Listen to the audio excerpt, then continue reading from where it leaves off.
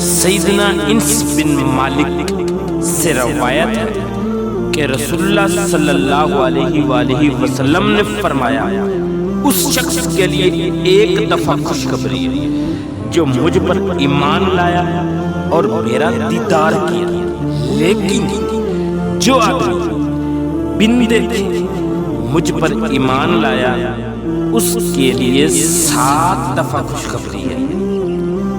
سیدنا عمر بن ابسہ رضی اللہ تعالی عنہ سے مروی ہے کہ ایک بوڑھا آدمی لاٹھی کے سہارے نبی کریم صلی اللہ علیہ وآلہ وسلم کے پاس آیا اور اس نے کہا، اے اللہ کے رسول، بے شک میں نے دھوکے کی، خیانتیں کی اور برائیاں کی، کیا پھر بھی مجھے بخش دیا جائے گا؟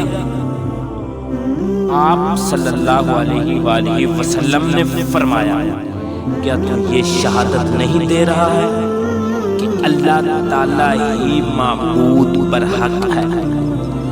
اس نے کہا، کیوں نہیں، بلکہ میں تو یہ بھی گواہی دیتا ہوں کہ آپ صلی اللہ علیہ وآلہ وسلم اللہ کے رسول ہیں۔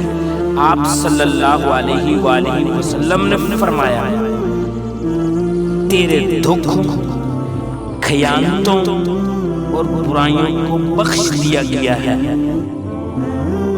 سیدنا ابو ذر رضی اللہ تعالی عنہ کہتے ہیں کہ رسول اللہ صلی اللہ علیہ وآلہ وسلم نے فرمایا، میں ایک آیت جانتا ہوں، اگر لوگ اس پر عمل کر لیں تو ان کے لیے کافی ہو۔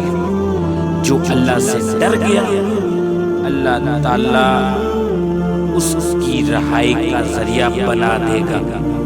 سیدنا ابو ہریرہ رضی اللہ تعالی عنہ سے مروی ہے کہ رسول اللہ صلی اللہ علیہ وآلہ وسلم نے فرمایا، بے شک اللہ تعالیٰ فاجر آدمی کے ذریعے اس دین کی مدد کرتا ہے۔